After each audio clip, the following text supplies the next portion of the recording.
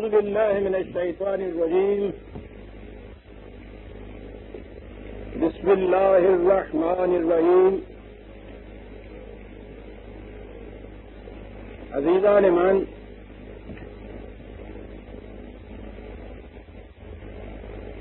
آج جون 1971 کی 13 تاریخ ہے اور درس کا آغاز سورہ مائدہ کی 87ویں آیت سے ہوتا ہے. 5/8-7.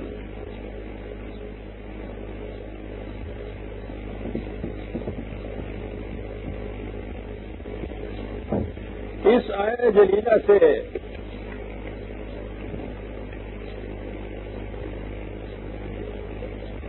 ایک بڑی ہی اصولی بحث کا آغاز ہوتا ہے.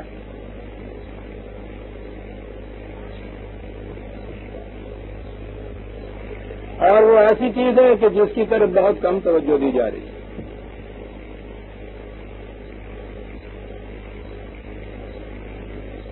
مذہب کی دنیا میں یہ تو ہر جگہ آپ سنتے ہوں گے کہ فلاں چیز خدا نے حرام قرار دے دی، فلاں چیز ناجائز ہے.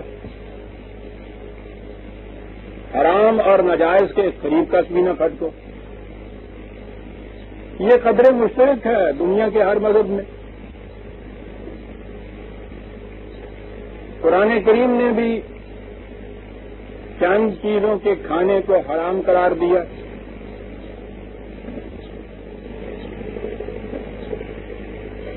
زور اس پہ دیا کہ ان چیزوں کے قریب بھی نہ پھٹکو.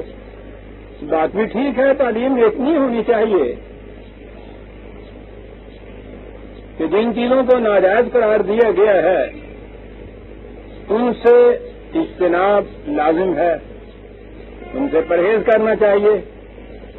ٹھیک ہے، اتنا کہہ دینے سے مذہب کا فریضہ پورا ہو جاتا ہے. اسی کی تاکید ہونی چاہیے. دنیا میں بھی جہاں آپ کسی کے خلاف کوئی اعتراض سنیں گے وہ یہی ہوگا کہ یہ حرام خور ہے، حرام کی کمائی کھاتا ہے. یعنی جہاں کوئی حرام یا ناجائز کمائی کھاتا ہے، ان چیزوں کا استعمال کرتا ہے، اسے قابل اعتراض قرار دیا جاتا ہے. اور پھر دوہرا دوں کہ مذہب تاکید بھی اسی کے کرتا ہے قدم قدم پہ کہ یہ چیز ناجائز ہے، اس کے قریب نہ جائیے. قرآن کریم کی عظمت نکھر کر سامنے آتی ہے جب ہم دیکھتے ہیں کہ وہ ایک اور چیز کہتا ہے. حرام سے اجتناب کے متعلق تو اس نے بار بار کہا اور یہ آیات ہمارے سامنے کئی بار آ گئیں. اسی سورہ المائدہ کی ابتدا میں بھی یہ چیزیں ہمارے سامنے آئیں اور مقامات میں بھی آئیں. لیکن یہ چیز جو اب ہمارے سامنے آتی ہے یہ قرآن ہی کی خصوصیت ہو سکتی تھی. اہمیت اس کی کتنی تھی میں نے عرض کیا ہے کہ اس پہ عام طور پہ غور نہیں کیا جاتا اور اس کی بڑی اہمیت ہے. سنیے کہ یہ آیت کیا ہے جس کے متعلق میں نے تمہیداً اتنی خصوصیت سے کہا کہ یہ قرآن کی خصوصیت ہے، دوسری جگہ بہت نہیں ملے گی یہ چیز. کہا یہ ہے، پھر سنیے، یہ چیز تو ہر ایک کہتا ہے اور قرآن نے بھی کہا ہے کہ حرام کے قریب نہ جاؤ. اس نے کہا یا ایھا الذین آمنوا لا تحرموا الطیبات ما احل اللہ لکم ولا تعتدوا. جو چیزیں حرام نہیں قرار دی گئی اور وہ ان چند چیزوں کے علاوہ سب چیزیں حلال و طیب ہے، انہیں اپنے اوپر حرام مت قرار دو. اسے غور سے سنیے گا جو کچھ میں کہہ رہا ہوں. حرام کے قریب نہ پھٹکو، ہر ایک شخص کہے گا، ہر ایک شخص سمجھے گا. کہا یہ گیا ہے کہ حلال چیزیں جو ہے انہیں اپنے اوپر حرام مت قرار دو.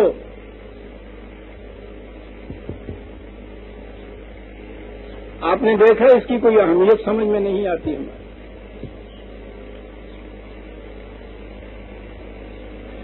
اور دین کے خلاف جو سازش ہے،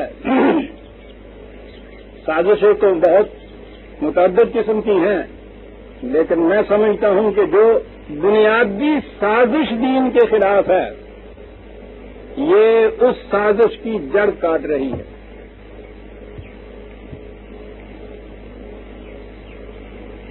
دین کے خلاف سازش کیا تھی؟ دین تھا دنیا کے کاروبار کو خدا کے قوانین و احکام کے مطابق سر انجام دینا.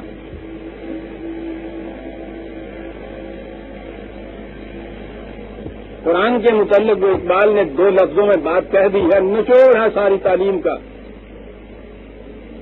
اس نے کہا یہ ہے کہ از کلید دین در دنیا کشاد، یہ دین کی چابی سے دنیا کے دروازے کھولتا ہے. مقصود دنیا کے دروازے کھولنے کا ہے.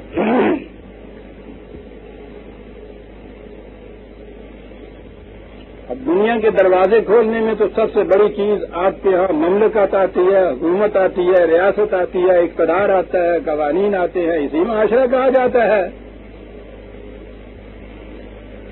اور یہی وہ میدان ہے جہاں من مانی کرنے والے من مانیاں کرتے تھے.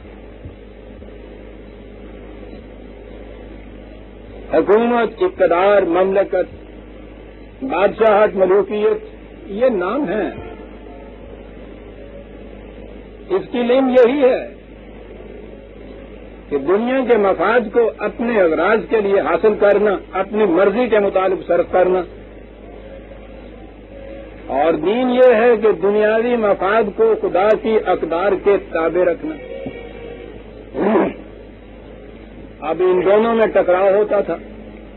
فرعون اور موسیٰ کا ٹکراؤ یہی تھا، نوح اور ان کی قوم کا ٹکراؤ یہی تھا، صالح اور قوم عاد کا ٹکراؤ یہی تھا، ہود اور قوم سمود کا ٹکراؤ یہی تھا، شعیب اور اہل مدین کا ٹکراؤ یہی تھا، حضرت عیسیٰ علیہ السلام بنی اسرائیل اور رومن کا ٹکراؤ یہی تھا، ذات رسالت میں صلی اللہ علیہ وسلم اور دنیا بھر کے مفاد پرستوں کا ٹکراؤ یہی تھا. یہ دنیا کو اقدار خداوندی کے تابع رکھنا چاہتے تھے. وہ دنیاوی اقتدار اختیارات کو، دنیاوی اقتدار اور مفادات کو اپنے اختیار کے تابع رکھنا چاہتے تھے.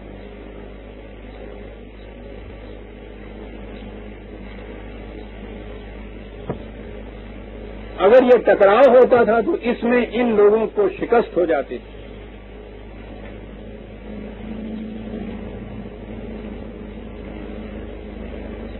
لوگ دیکھتے تھے کہ اگر ان مفادات کو اقدار خداوندی کے تابع رکھے جائے تو کس قدر انسانیت ساز نتائج، خوشگوار نتائج سامنے آتے ہیں، اور اس کے برعکس اگر ان کے استبداد کے تابع آ جائے تو وہ انسانیت کا گلا گھونٹ دیتے ہیں. اب یہ جو صاحب استبداد تھے ان کے لیے یہ دشواری تھی.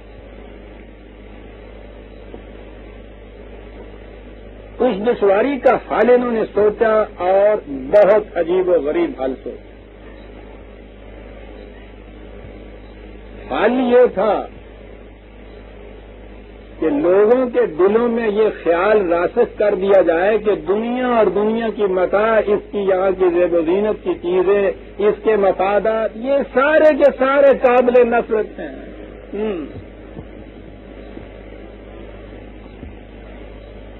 مقصد حیات روحانیت کا فروغ ہے.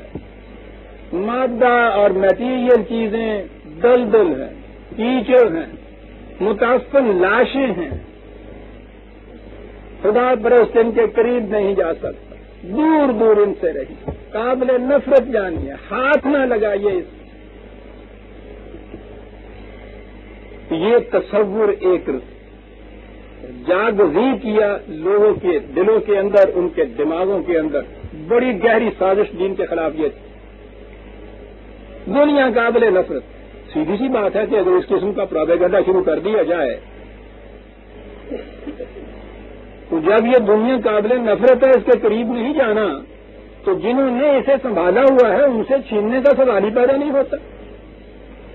یہاں اگر کوئی لاش مردار آپ کے یہاں کوئی جانور مر جاتا ہے تو آپ کو دعائی دیتے ہیں، اٹھوانے والوں کے لیے بلا بلا کے ان کو بھیجتے ہیں کہ بابا اس کو اٹھا کے لے جاؤ. آپ اس کے قریب میں نہیں جاتے. وہ تو آپ کا زندہ کوئی مویشی پکڑ لے تو آپ دعائی دیتے ہیں، اس سے چھینتے بھی ہیں، تھانے میں بھی جاتے ہیں، ربڑ بھی لکھواتے ہیں، اس کی بازیابی کی کوشش کرتے ہیں.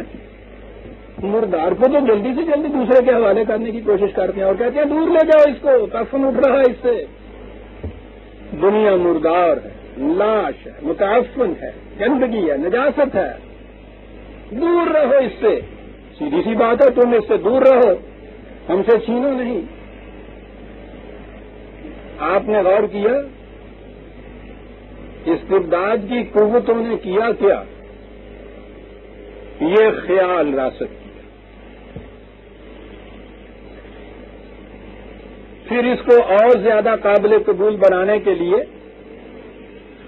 جنہوں نے اس دنیا سے اجتناب کیا، پرہیز کیا، الگ ہٹ گئے، انہیں صاحب روحانیت قرار دیا گیا.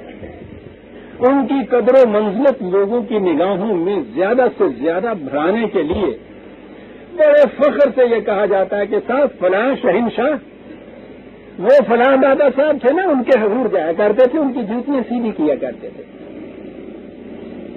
فلاں بادشاہ ان صاحب کے ہاں گئے، ان سے جا کے کہا کہ صاحب وہ بادشاہ آیا ہے، وہ بیٹھے ہوئے قلندر اپنے موج میں بیٹھے ہوئے کھڑے ہیں صاحب، یہ دست بستہ ان کے حضور میں.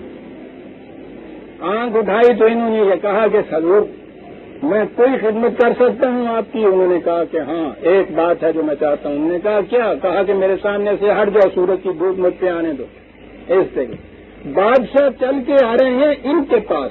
آپ نے غور فرمایا گہری سازشیں کتنی ہیں؟ یعنی ان کے مقامات کو اتنا اونچا بلند کیا گیا کہ صاحب بادشاہ وقت ان کے حضور آ رہا ہے، کھڑا ہے دست بستہ، اور یہ ڈانٹ رہے ہیں چلے جاؤ یہاں سے، دور ہو جاؤ میری نگاہوں سے.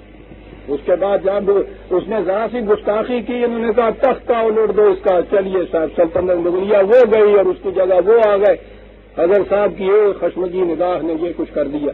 یہ ساری سازش تھی کہ جنہوں نے دنیا کو چھوڑ رکھا ہے ان کے مقامات کو اتنا بلند کر کے دکھایا جائے کہ دنیا والے بڑے سے بڑے ان کے حضور جا کر دست بستہ کھڑے ہوتے ہیں، وہ ڈانٹتے ہیں، گالیاں دیتے ہیں. حتیٰ کہ تیمور کو تو انہوں نے لٹھ میں مار دیا تھا، اور وہ جو کہتے ہیں نا لنگڑا ہو گیا تھا، وہ ساتھ انہوں نے وہ ڈنڈے مارے تھے تو ایک ٹانگ سے لنگڑا ہو کے بھاگ گیا. تو انہوں نے کہا کہ بدقسمت ہے، 7 پشتوں تک بادشاہت رہے گی، اگر 7 اور کھا لیتا تو 14 پشتوں تک ہوتی، اوتھے مر جاتا. پوچھتا ہی نہیں ہے گل کے. یعنی یہ آپ نے سنا ہوگا، روز ان کی محفلوں میں یہ چیز ہوتی ہے. ان کے مقامات کو لوگوں کی نگاہوں میں بلند کر دکھانے کے لیے یہ خیال اتنے پروپیگنڈے سے راست کیا گیا کہ جتنا کوئی دنیا سے دور بھاگنے والا ہے اتنا ہی خدا پرست ہو جاتا ہے. یعنی روزمرہ کی ہماری گفتگو میں یہ چیز آ گئی، غیر شعوری طور پہ وہ بڑا دنیا دار ہے. اب بھائی دنیا کے دھندوں میں صاحب بھی کھپاتے ہیں سب. اب آخری وقت آ گیا ہے، اللہ کا شکر ہے، باقی سب کچھ ٹھیک ہو گیا. ہم نے کہا کچھ عاقبت کے لیے بھی کر لیں، یعنی 2 چیزیں اکٹھی نہیں ہو سکتی. دنیا سے نفرت، دنیا داری قابل نفرت، دنیا قابل نفرت. تو سیدھی سی بات ہے کہ جب مقربین کی یہ کیفیت ہو اور عوام سارے ان کی طرف کا رخ ان کی طرف کر دیا جائے تو وہ جو جی میں آئے پھر کریں، ہر قسم کی من مانی کرتے رہیں. ان کے متعلق زیادہ سے زیادہ یہی ہے نا کہ قیامت میں جائیں گے تو جہنم میں جلیں گے. ٹھیک ہے، یہاں تو کوئی نہیں چھینے گا ان سے. آپ نے غور کیا کتنی بڑی سازش تھی. اہل استبداد اپنے آپ کو محفوظ و معمول رکھنے کے لیے انہوں نے یہ ایک چیز عالم انسانیت میں پھیلائی. ٹائم میموریل سے کب سے پتہ نہیں یہ چیز تھی جس سے سنویت یا ڈوئلزم کہا جاتا ہے. مادہ اور روح الگ الگ، میٹر اینڈ اسپرٹ الگ الگ. مادہ قابل نفرت، اصل مقصد حیات روحانیت حاصل ہوتی ہے جتنا دنیا سے دور بھاگے اس سے حاصل ہوتی ہے. یہ دنیا ان کتوں کے لیے چھوڑ دی جائے اور یہ مقربین جو ہیں یہ روحانیت لے کے بیٹھے ہوئے امن سے محفوظ ہوگا. یہ ایک خیال راست کیا گیا. یہ کیا چیز تھی؟ اب توجہ سے سنیے گا قرآن کیا کیا گیا. یہ جو کچھ کیا ہے یہ سازش کیا تھی؟ حلال و طیب کو اپنے لیے حرام قرار دے لینا، یہ ہے نا ساری چیز۔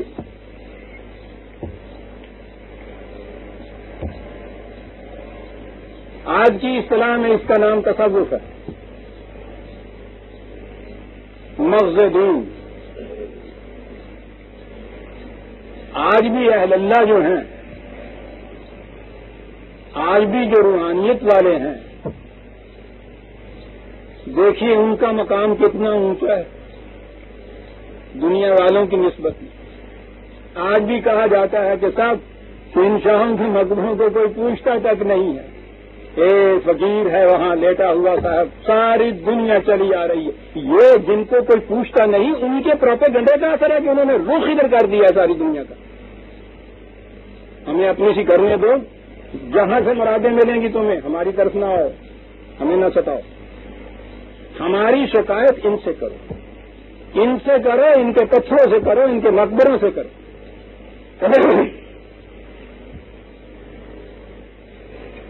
یہ ہے عزیز نعمان جسے تصوف کہا جاتا ہے، جسے مغز دین کہا جاتا ہے۔ آج بھی ہماری یہ کیفیت ہے، میں سمجھتا ہوں کہ یہ قرآن سنتے ہوئے، قرآن سناتے ہوئے اتنا عرصہ ہوا دلوں میں یہ چیز آ گئی۔ ایمانداری سے سوچیے گا سینے پہ ہاتھ رکھ کے، آج بھی ضبط خالی ذہن ہو کر آپ سوچیں گے تو یہ جو اہل اللہ ہیں ان کا ہی مرتبہ آپ کی نگاہوں میں بلند ہوگا۔ جو ہی رنگ دے وہ حضرت میاں مین کا تقابل ہوگا، آپ کے نزدیک حضرت میاں میر کا مرتبہ بلند ہوگا۔ باقاعدہ جمعراتیں، عرس، ان کے ہاں کے مراقبے، ان کے ہاں کے روزمرہ کے تعویذ، ان کے ہاں کی دعائیں، مرکز ہے، مرجع خلائق بنا دیا گیا ان لوگوں کو مسلسل پروپیگنڈے سے، تاکہ دنیا والوں کو دنیا کے مفادات سمیٹنے کے لیے، سب کچھ کرنے کے لیے راستے ہموار ہو جائے۔ جتنے ٹکراؤ اور لڑائیاں ہوئی ہیں تاریخ میں، دنیا داروں سے ہوئی۔ یہ جو طبقہ تھا یہ بالکل الگ ہٹ گیا، اور ہٹ اس طرح سے گیا کہ عوام میں سے، یعنی اس سے زیادہ نہیں تو کم از کم 99% تو وہ ہے کہ جن کے دلوں کے اندر ان کی عظمت، ان کا احترام پایا گیا۔ بنیاد کیا ہے تصوف کی؟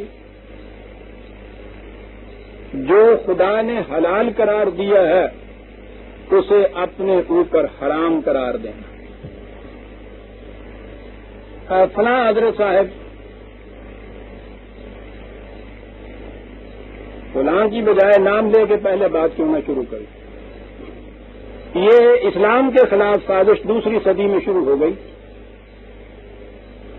کچھ تو عیسائی راہب ہوا ہے مسلمان ہو کر، اور ایران کے آتش کدوں کے لوگ جو تھے، مجوسیت جسے آپ کہتے ہیں، سیلاب کی طرح یہ اونڈے،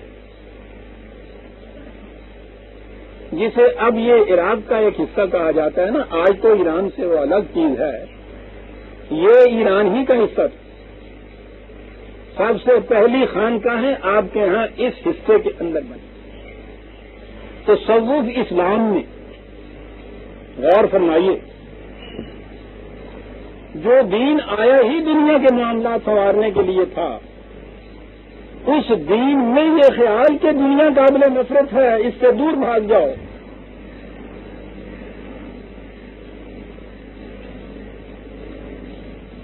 جس دین کی کیفیت یہ تھی کہ حضرت عمر کے زمانے میں جب ایک مجاہد سپاہی سے غیر مسلم عیسائی نے یہ پوچھا تھا کہ دنیا میں کوئی قوم جو اپنا کلمہ لے کے اٹھتی ہے، کلمہ کے معنی آئیڈیالوجی ہوتے ہیں، یاد رکھیے عزیزان مان، نظریہ پاکستان جسے آپ کہتے ہیں یہ کلمہ ہے کہ دنیا میں جو تاریخ اٹھتی ہے، جو نظام اٹھتا ہے، اس کا ایک کلمہ ہوتا ہے، اور اس کلمے کی ایک حقیقت ہوتی ہے۔ حقیقت کے معنی ہوتا ہے ٹھوس ثبوت۔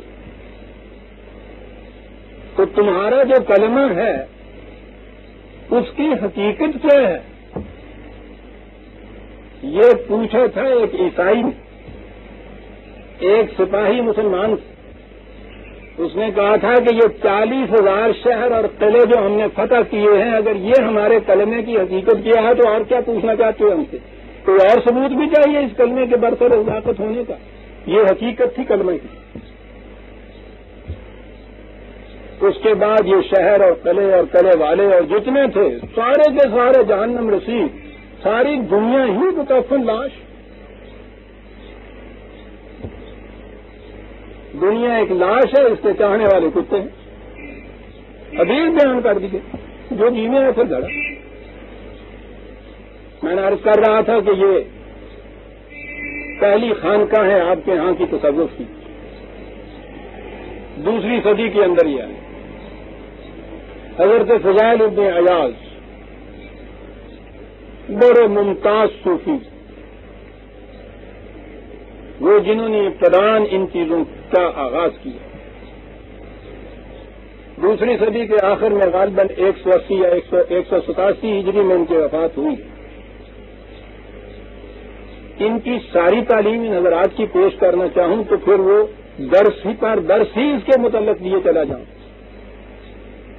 جیسا کہ میں نے عرض کیا ہوا ہے برادران عزیز، میری تو آدھی عمر اسی میں گزری ہوئی ہے. سارا لٹریچر ان کا میرے سامنے ہے. حضرت فضیل ابن عیاض کا یہ قول ملاحظہ فرمائیے. انہوں نے کہا کہ اگر دنیا اس کی تمام جاذبیتوں کے ساتھ مجھے دے دی جائے، میرے سامنے پیش کر دی جائے، اور اس پر کسی قسم کے محاسبے کا اندیشہ بھی نہ ہو، کیا بڑی بات ہے، ساری دنیا پیش کر دی جائے تمام جاذبیتوں کے ساتھ اور محاسبے کا اندیشہ بھی نہ ہو کہ اس کا مجھے کسی کو حساب کتاب بھی دینا ہے، سنیے، تو بھی میں اسے ایسا ہی ناپاک سمجھوں گا جیسے تم مردار کو ناپاک سمجھتے تھے. دیکھ رہے ہیں آپ،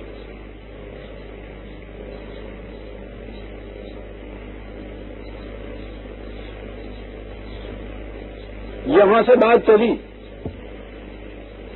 آپ کہتے ہیں صاحب ہمارے ہاں ملوکیت آ گئی، بادشاہ نے استبداد کیا، شہنشاہیت نے یہ کچھ کیا. آپ سوچتے نہیں ہیں کہ اس کی لمٹ کیا کیسے؟ یہ اتنی دنیا کروڑوں کی تعداد میں آپ کے ہاں کی امت یہ سارا کچھ یہ بیٹھی ہوئی دیکھتی کیوں رہی؟ کیا ہو گیا تھا اس امت کو؟ یہ بیٹھے ہوئے دیکھ نہیں سکتی. 100 سال تک پہلے یہ تعلیم تھی جو عام کی گئی اسلام کی کو جڑ بنیاد سے اکھیڑنے کے لیے. تو جب یہ دنیا جو ہے یہ لاش ہو گئی، ناپاک ہو گئی، ان لوگوں نے سنبھال لیا جسے آپ ملوکیت والے کہتے ہیں، استبداد والے کہتے ہیں. ان کے کاروبار میں دخل ہی نہیں دیا پھر کسی. ذرا سی ماتھے پہ تیوری ڈالی، ناک منہ چڑھایا اور اس کے بعد کیا کہ جیسے ہم مکفل لاش پہ کے پاس سے یوں گزر جاتے ہیں، یہ دنیا کے پاس سے یوں گزر گئے. زیادہ سے زیادہ لوگوں کو اس طرف انہوں نے رجوع کیا، خود اس سازش میں حصے لیے. وقت جائیدادیں کی ان کے ناموں کے اوپر، ان کا لنگر جاری ہوا. ان کے ہاں سے تو ٹیکس دیتے تھے نا عوام سے، اور ان کے ہاں یہ جائیدادیں وقت کر دیتے تھے. حضرت صاحب کا لنگر ہے صاحب، صبح سے شام تک جو آئے کھاتا چلا جائے. ان کا کہ صاحب دیکھیے نا، یہ ہے نا اللہ والے. جاگیریں بخشی ہوئی ان کے نام پہ. یہ اوقاف ڈپارٹمنٹ سے پوچھیے، ایک ایک خان کا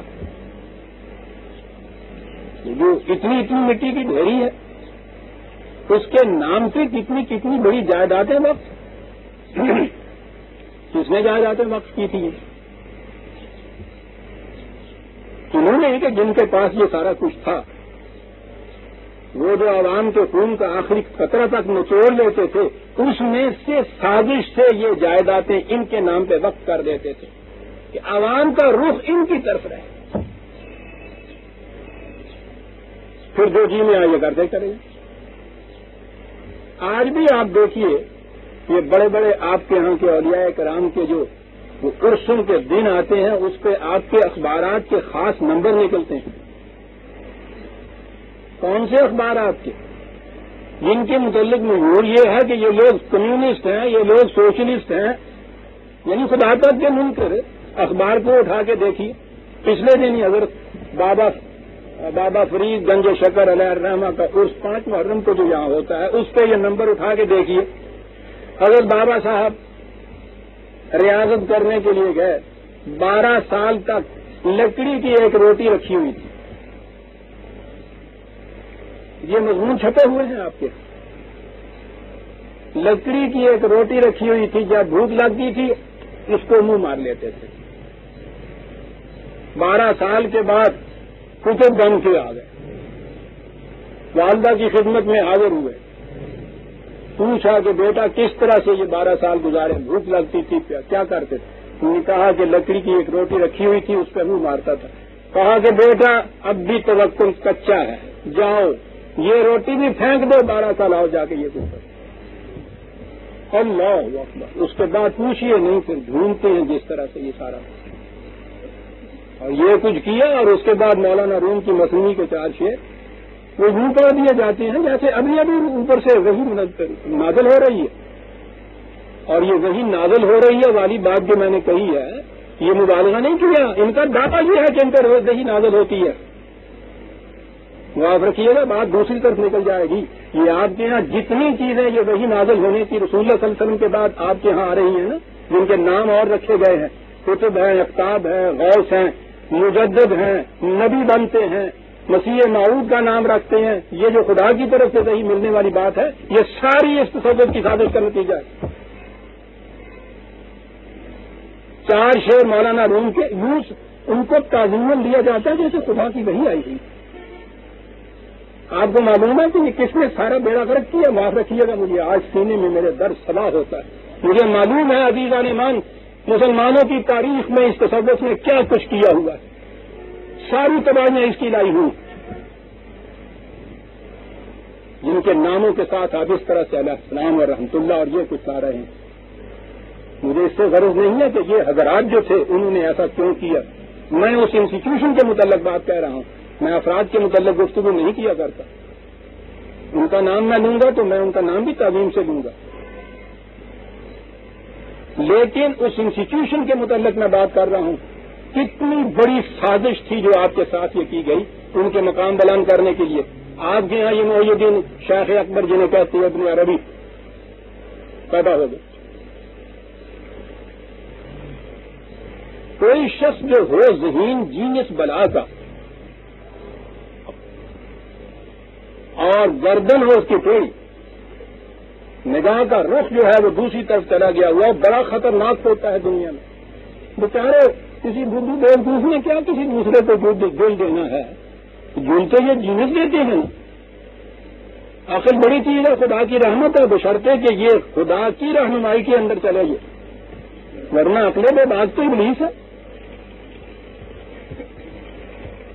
یہ اس انداز کے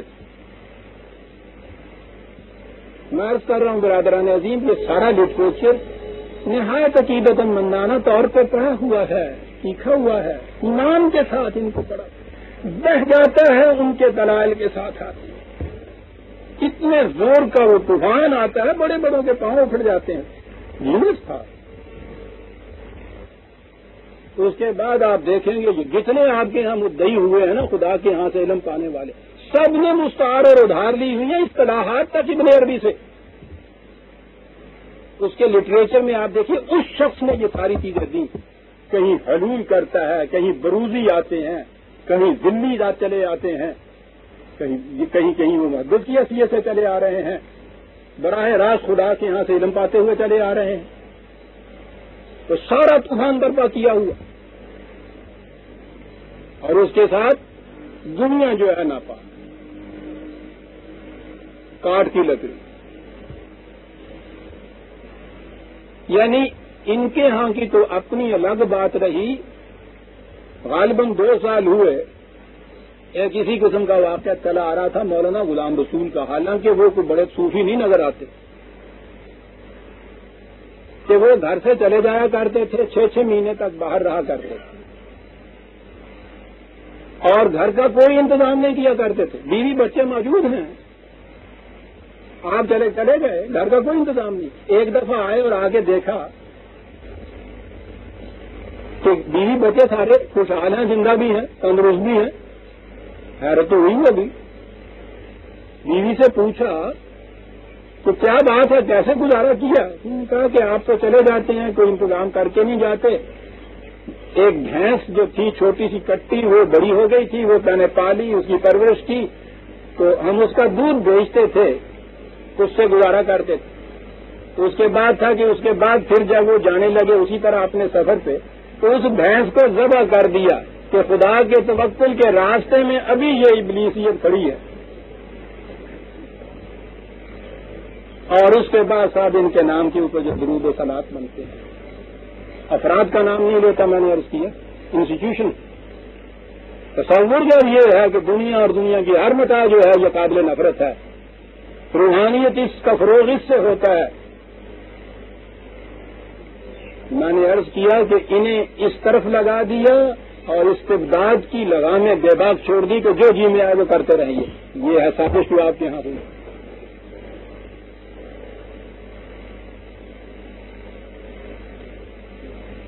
اہل شریعت جو ہیں ان میں انفیریارٹی کمپلیکس پیدا ہوئی. یعنی یہ تو یہی جو آپ کے ہاں کے حکام شریعت ہیں یہی دے رہے تھے نا. ان سے نہ کوئی کرامتیں سرزد ہوتی تھی، نہ روحانیت کے یہ مدعی تھے. تو انہوں نے دیکھا کہ دنیا ادھر جا رہی ہے، پتہ لیا کیوں جا رہی ہے. انہوں نے کہا کہ انہوں نے یہ دنیا کی زینت کی چیزیں، آسائش اور رہائش اور زبائش اور آرائش، یہ ساری کی ساری جتنی یہ کہتی ہیں قابل نفرت ہے، یہ حرام ہے، انہوں نے بھی اپنے ہاں اس قسم کی حدیثیں بتا دی. دنیا ایک جیل خانہ ہے، مومن اس سے دور بھاگتا ہے. دنیا ایک لاش ہے، اس کے چاہنے والے کتے ہیں جو جی میں ہوتا کرتے تھے. اس کے بعد اللہ تعالیٰ نے تو قرآن کریم میں 4 چیزوں کو حرام قرار دیا تھا نا. ان لوگوں نے اپنے ہاں پھر فہرستیں بنانی شروع کی، یہ بھی حرام، یہ بھی حرام، یہ بھی حرام، یہ بھی حرام. یہ پتہ یہ کیا چیز ہوئی، کیوں اتنی لمبی چوڑی فہرستیں بنی؟ یہ ریس لگی تھی ان کے ساتھ. انہوں نے سمجھا کہ وہ جو لوگوں مرجع یا نام بن رہے ہیں نا، اس کی وجہ یہ ہے کہ وہ ان چیزوں کو حرام قرار دیتے. انہوں نے بھی شروع کر دیا. معلوم نہیں کہ اس کے ساتھ یہ وہ اور ایک دعویٰ کرتے ہیں جو تمہارے پاس ہے نہیں. ان کا یہ دعویٰ نہیں تھا کہ ہم خدا سے براہ راست علم حاصل کر کے آ جاتے، لیکن بہرحال وجہ اس کی کوئی بھی ہو، آپ کے ہاں بھی فہرستیں بننی شروع ہو گئی. اس کے اندر بھی نام یہی ہے، آپ دیکھیے گا. آپ کو معلوم ہے کہ متقی کا ترجمہ کیا ہوتا ہے؟ پرہیزگار. پرہیزگار وہی اجتناب کن چیزوں سے، حرام چیزوں سے پرہیز کرنے والا وہ تو آج مسلمان کرے گا. یہ متقی جو ہے آپ کو معلوم ہے نا، کہا جاتا ہے فلاں بڑا متقی پرہیزگار ہے. پرہیزگار ان چیزوں سے پرہیز کرنے والا. یا اللہ، پہلے تو ستیہ ناش تھا، سوا ستیہ ناش. یعنی انہوں نے یہ کچھ کیا کہ ان تمام چیزوں کو قابل نفرت قرار دے کے ان سے پرہیز کا نام روحانیت رکھا. لوگوں نے شریعت کے اندر پناہ ڈھونڈنی چاہیے، شریعت میں بھی ان چیزوں کے پرہیز کا نام تقویٰ رکھا. متقی وہ جو ان چیزوں سے پرہیز کرے، ترجمہ ہی پرہیزگار ہو گیا. غور فرمایا آپ نے عزیزان نے کیا ہوا آپ کے ساتھ؟ متقی اور پرہیزگار یہ ہو گئے. انہوں نے بھی یہ کام نہ کی. یہ جو چیزیں تھیں زینت کی چیزیں، یعنی عام ضروریات کی چیزیں انہوں نے حرام قرار دے دی. روٹی نہیں کھانی، کاٹ کی لکڑی پہ منہ مارنا ہے، تو زینت کی چیزوں کو کون حلال قرار دے؟ ہر زینت کی چیز حرام. ہر وہ شے جس میں ذرا سی خوبصورتی کوئی حسن کا پہلو ہو وہ حرام.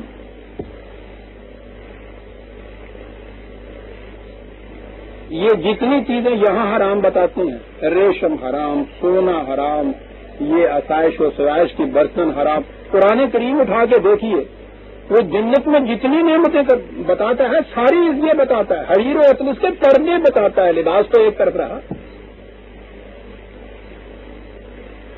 سونے کا زیور تو ایک طرف رہا، زیور کا تو الگ اس میں ہے کہ اعلیٰ درجے کے موتیوں کا زیور. سونے چاندی کے برتن بتاتا ہے، وہ اعلیٰ درجے کے صوفے اور قالین بتاتا ہے.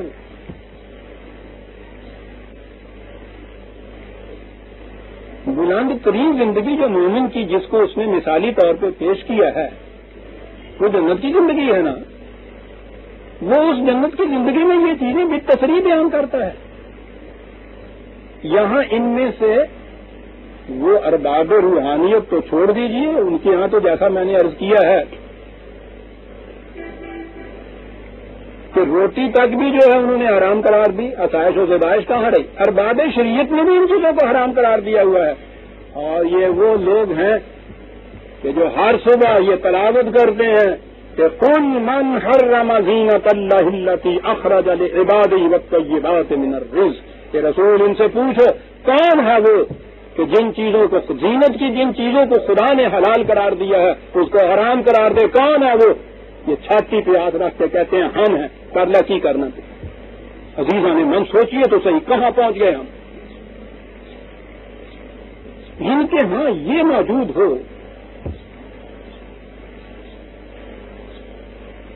کوئی من حرم زینت اللہ. ارے اٹھو، کون ہے ہو جائے معاہدہ دار؟ کہے کون ہے کہ جسے خدا نے حلال قرار دیا ہے اسے وہ حرام کر. زینت اللہ وقت یہ بات من الرزق دونوں چیزیں ہیں. سامان زیست میں سے کھانے پینے میں سے جن چیزوں کو خدا نے حلال و طیب قرار دیا ہے انہیں حرام قرار دینے والا. زینت کی چیزوں کو جنہیں خدا نے حلال قرار دیا ہے انہیں حرام قرار دینے والا. پوچھو ان سے کہ کون ہے وہ؟ تصریح کر دی تم. قل هو للذین آمنوا فی الحیات الدنیا. ان سے کہو کہ ایمان والے وہ ہیں اس دنیا کی زندگی میں بھی ان کے لیے یہ چیز ہے خالصۃ یوم القیامت، اور اس زندگی میں تو انہی کے لیے ہیں، کفار کے لیے نہیں. یہاں تو ان کو بھی مل سکتی ہیں. یعنی پہلے یہ بنیادی زندگی کہہ دی، کیونکہ انہوں نے تو یہ کہنا تھا نا کہ سب ٹھیک ہے بالکل حلال، تو جنت میں جا کے حلال ہوں گی. یہاں تو نہیں، یہاں اس نے کہہ دی ایمان والوں کے لیے اس دنیا کی زندگی میں بھی یہ. لیکن اس میں یہ شرط نہیں ہے کہ دوسرے جو ہیں وہ نہیں لے سکتے. سبھی چیزیں ہیں، جس کا جی ہے خرید لے. لیکن اخروی زندگی کے اندر انہی کے لیے خصوصیت سے اندازہ لگائیے یہ چیزیں، اور یہ سب چیزیں آپ کے ہاں حرام قرار دی جاتی ہیں.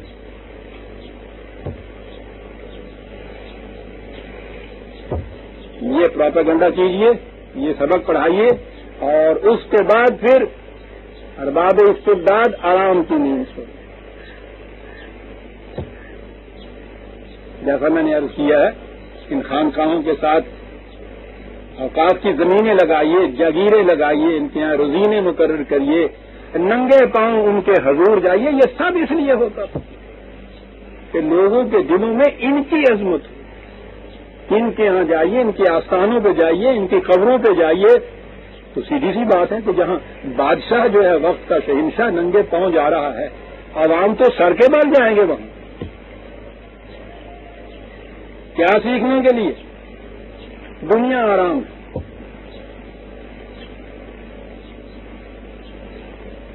عزیزان من، اس کے سامنے ہے تو پھر نکالیے. اب سمجھیے اس آیت میں قرآن کیا کیا گیا ہے، کیا ضرورت پیش آئی اس کو یہ کہنے کی. انسانیت کا گلا ڈھونڈ کے رکھ دیا ہوا تھا اس تصور نے، جسے تصوف اب کہا جاتا ہے. دین چیلنج تھا ان چیزوں کی طرف. دین نے اتنا ہی نہیں کیا کہ یہ کہا کہ 4 چیزیں حرام ہیں، ان سے اجتناب بر تو نہ کہو. اس نے اس کی جڑ کاٹنی تھی کہ جو اس کے خلاف سازش ہونی تھی. یا ایھا الذین آمنوا لا تحرموا طیبات ما احل اللہ لکم ولا تعتدوا. کسے کہا؟ یہ حدود شکنی ہے یعنی حدود فکنی ہم سمجھتے ہیں حرام چیز کو کھانے کا نام ہے، تو کہتا ہے حلال چیز کو اپنے لیے حرام قرار دینا یہ حدود فکنی ہے.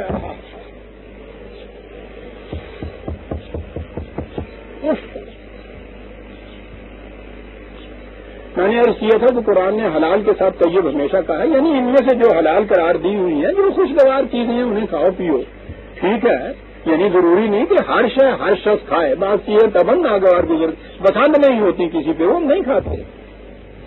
نہ یہ فریضہ ہی ہے کہ ہر چیز جو دنیا میں اللہ نے پیدا کی ہے وجود ان چار چیزوں کے فرض ہے ہر مومن پہ کہ کچھ نہ کچھ اس میں سے کھائے اور کمبکٹو جانا پڑے وہاں کا بیر کھانے کے لیے، یعنی یہ معنی نہیں ہے. وہ ذہنیت ہے، انہیں حرام قرار نہ دو، یہ طیب ہے، یہ حلال ہے، خوشگوار ہے، ان سے استفادہ کیا جائے گا، تمتع کیا جائے گا ان سے. اور جہاں ذرا شائبہ ہوا اس چیز کا کہ ذاتی طور پہ ہی صحیح رسول کی زندگی کا ہر عمل تو ایک اسوہ بن جاتا ہے نا امت کے لیے. کوئی شے تھی جسے نبی اکرم صلی اللہ علیہ وسلم نے یہ چیز کہہ دی کہ میں نہیں اسے کھاتا، عام مومن کے لیے یہ اجازت ہے کہ تو حلال کو طیب جو سمجھے وہ کھائے. آپ نے ایسا کیا ہوگا، لیکن چونکہ خطرہ تھا اس سے کہ یہ تصوف والی بات کہیں نہ آ جائے کہ حلال چیزیں جو ہیں ان کو بھی حرام قرار دیا جاتا ہے تو پھر یہ روحانیت بلند ہوتی ہے. رسول سے بلند روحانیت کس کی ہو سکتی ہے؟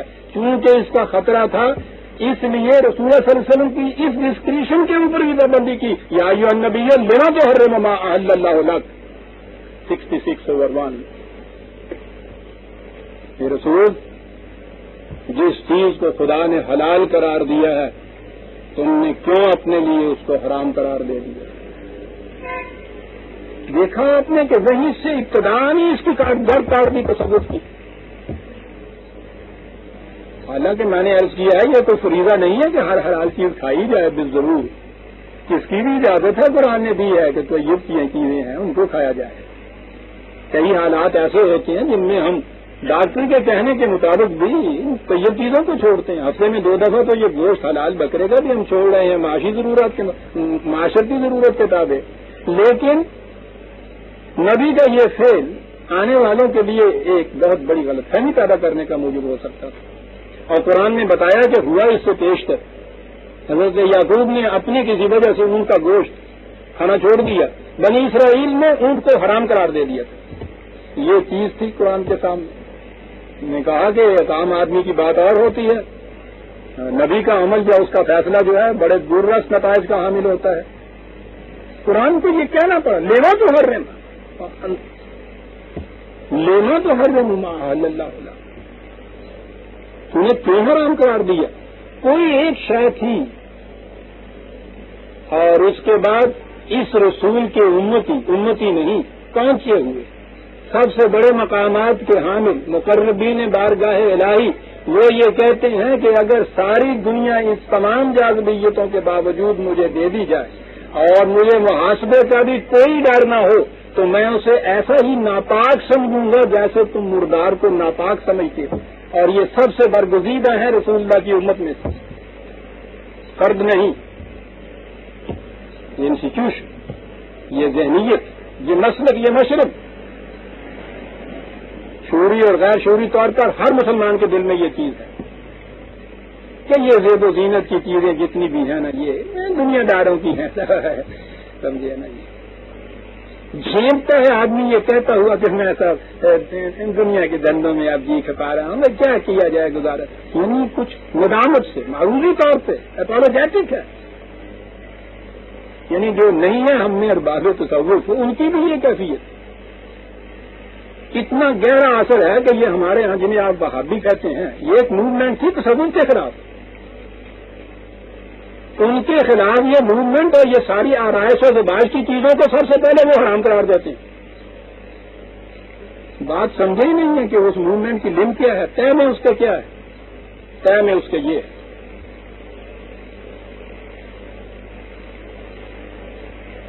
پوچھا جانا تھا نا کہ صاحب قرآن یہ کہتا ہے اس کے خلاف تم ان چیزوں کو حرام کیوں قرار دیتے ہو؟ بہت بڑا سوال تھا جو کیا جاتا تھا. انہوں نے کہا کہ قرآن کے معنی ہم خدا سے براہ راست پوچھ کے آتے ہیں. وہ جو میں نے عرض کیا تھا کہ وہ ابن عربی نے جو ایک تصور دیا وہ اس لیے دیا تھا اس شخص نے کہ قرآن سے تو سند مل نہیں سکتی، کہاں سے سند آئے گی؟ کہتا ہم براہ راست پوچھ کے آتے ہیں خدا سے۔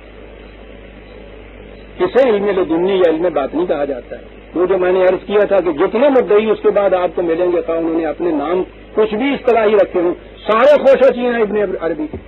اس نے یہ تصور آپ کے یہاں دیا کہ سند اس کی یہ ہے کہ ہم براہ راست پوچھ کے آتے ہیں رات کو وہاں سے۔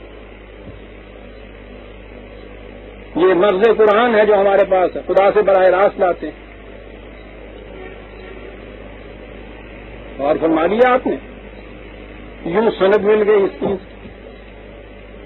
قرآن نے رسول کے ایک فعل پہ یہ بات کہی، کیوں آرام قرار دیتے ہو؟ عزیزان ایمان، یہ بڑی ہی اہم چیز ہے جسے میں عرض کرتا ہوں۔ میں نے عرض کیا نا کہ میرے پاس اگر فرصت ہوتی پتہ نہیں کتنے درس اس کے اوپر میں آپ کو دیتا۔ یہ بنیاد ہے، یہ لم ہے جس قرآن نے آ کے آدم سے یہ کہا تھا، صرف آدمی سے، سخر لکم ما فی السماوات و ما فی الارض جمیعا منہ، ما فی الارض ہی نہیں، زمین میں ہی نہیں، آسمانی پروں کے اندر بھی جو کچھ ہے تمہارے لیے ہم نے تابع تسخیر کر دیا ہے۔ اس تعلیم دینے والے قرآن کے حامل امت وہ یہ کہے کہ یہ سب چیزیں حرام ہیں ہمارے لیے،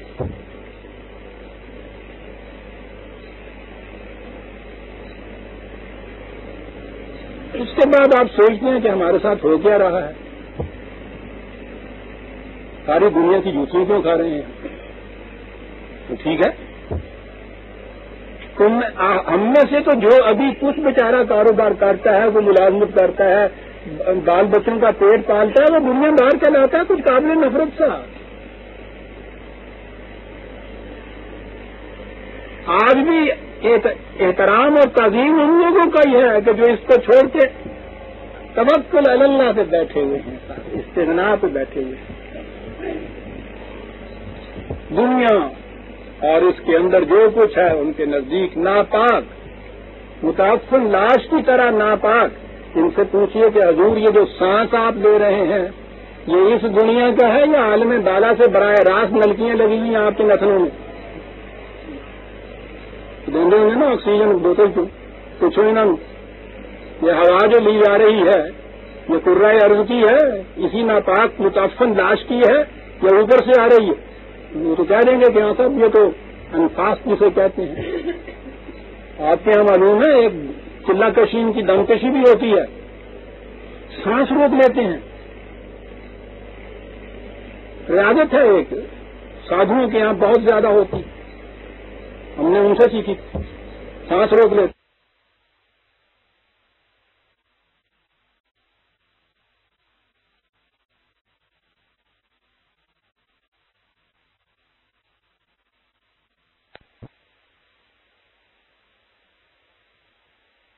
لیتے ہیں، ریاضت ہے ایک، سادھوؤں کے یہاں بہت زیادہ ہوتی، ہم نے ان سے سیکھی، سانس روک لیتے ہیں۔ پتہ کہے کے لیے روک لیتے ہیں؟ اپنی لکھی ہوئی یا کہی ہوئی نہیں کہہ رہا۔ یہاں آپ کے یہاں میں نے عرض کیا نا اخباروں میں یہ شائع ہوتے ہیں مضامین ان کے متعلق، میں لکھا تھا کہ اظہر صاحب نے پاس انفاس لکھا ہوا تھا، وہ 40 دن میں ایک سانس لیا کرتے تھے، تو اتنی کیوں لیندے تھی؟ باہر آلے ایک سانس لیا کرتے تھے۔ پوچھا گیا کہ حضرت صاحب اور باتیں تو ہماری سمجھ میں آ گئی، یہ بات سمجھ میں نہیں آئی کہ کیا تمہاری روح سے نہیں مقرر کی، سانس کی روح سے مقرر کی، تو ہمارے جتنے سانس اس نے مقرر کیے نا، ہم 40 دن میں ایک سانس لیتے ہیں کہ اللہ کی کر لیتے ہیں۔ ساتھ ہے انہیں نے مقرر کی کہنے تو ڈانڈا ہے گا قادر مطلق بندہ بشر یہ کی جائے وہ اندر دخل دے سکے، وہ تو اسی نہیں کتاب دا سکتے، تجھ پہ قابو نہیں، مل پہ تو ہے قابو اپنا، ابھی چاہیے لینا چیک سال لینے جیندار ہو سکتا کوئی ہے میتھمیٹکس والے کوئی رشتے لانے پہ ہونے نہیں. اندازہ لگائیے عزیزان من، دین کے ساتھ مذاق ہو رہا ہے، خدا کے ساتھ ہنسی ہو رہی ہے، اور انہیں آپ ان کے نام کے ساتھ علیہ السلام اور رضی اللہ تعالیٰ عنہ رحمۃ اللہ علیہ پتہ نہیں کیا کیا کچھ لگاتے ہیں. آپ بڑے فخر سے چوکٹوں میں آپ کے یہاں یہ دیا جاتا ہے، زہر پلایا جاتا ہے آپ کو، بار بار پلایا جاتا ہے آپ کو، یہ زہر آج بھی پلایا جاتا ہے. سانس تک حرام قرار دے. خدا نے رسول سے کہا تھا کسی ایک شے کے متعلق کہ لما تحرم ما احل اللہ لک، جسے خدا نے حلال قرار دیا ہے کیوں اسے حرام قرار دیا. من حرم زینت اللہ التی، پوچھو ان سے کون ہے، کسے جرت ہے یہ ہمارے مقابلے میں کہ جسے ہم حلال قرار دیں اسے وہ حرام قرار دے. پوچھو اس سے کون ہے وہ. اللہ اکبر. یہ سارے مقربین جتنے بھی ہیں سب ان کے نزدیک سب حرام قرار دیتے. ارباب شریعت نے فہرستیں بنائی ہوئی، حرام اور حلال کی حلال قرار دیتی. عزیزان من، آپ نے غور فرمایا جو میں نے کہا تھا کہ یہ آیا جلیلہ ایک بہت بڑی عظیم حقیقت کی طرف رہنمائی کرتی ہے. کسی مذہب نے یہ بات نہیں کہی ہوگی کہ مذہب تو ہوتا ہی تصوف ہے. دین یہ بات آگے کہے. خصوصیت ہے قرآن کی تعلیم کی یہ بات کہ جو کہیں نہیں ملے گی وہاں ملے گی، اور نظر آئے گا کہ کیوں کہی گئی. قرآن جتنے بھی انسانیت کچھ تصورات اور مسالک اور مشارب چلے آ رہے تھے ایک ایک کی جڑ کاٹنے کے لیے آیا ہوا تھا.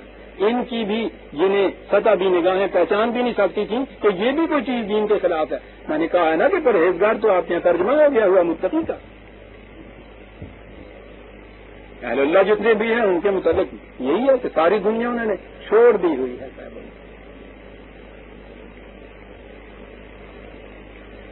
ولات آتا دو، کہاں کہا ہے ولات آتا دو؟ حدود شکنی بل تجاوز، شکنی بھی نہیں، یہ تجاوز اندازہ لگائیے کہاں کہاں. ان اللہ لا یحب المعتدین، یہاں کہا لا تحرموا، اور اس کے بعد اگلی چیز جو ہے پھر ڈیفینیٹ مثبت یہ کہی کلوا مما رزقکم اللہ حلالا طیبا.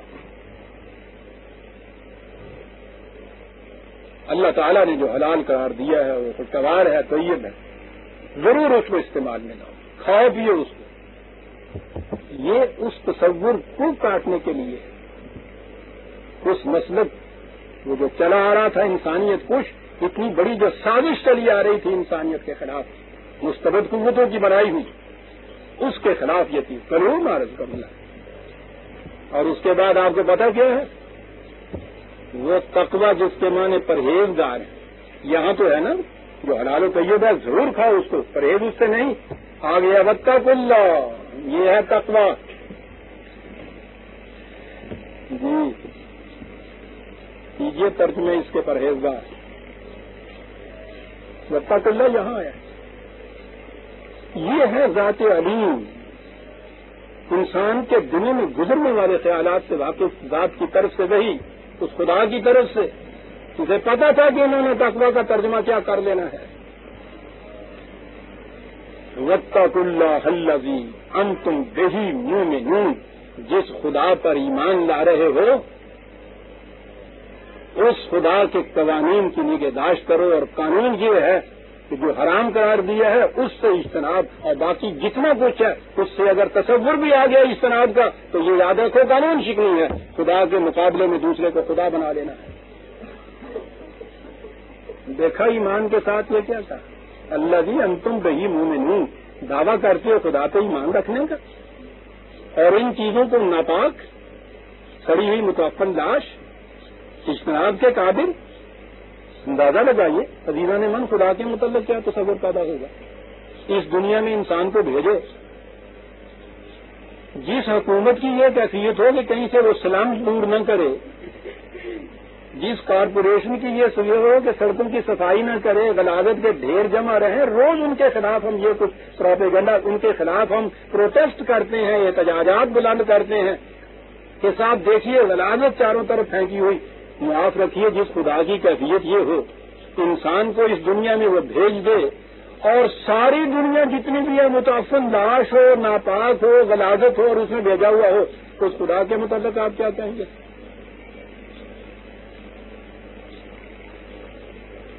انتم بہی مومنون، اس خدا پہ ایمان تم رکھتے ہو جس کے شایان شان نہیں اس قسم کی کیفیت پیدا کرنا. تو یہ کہنا کہ ساری دنیا متعفن لاش ہے، سڑی ہوئی، ناپاک ہے، غلاظت ہے، دور رہنا چاہیے اس سے، دنیا کے متعلق تم کیا کہو گے؟ خدا کے متعلق سوچو کیا کہہ رہے ہو کہ اس کی پیدا کی ہوئی چیزیں یہ جو احسن الخالقین اپنے آپ کو کہہ رہا ہے. اب یہ چیز آ گئی،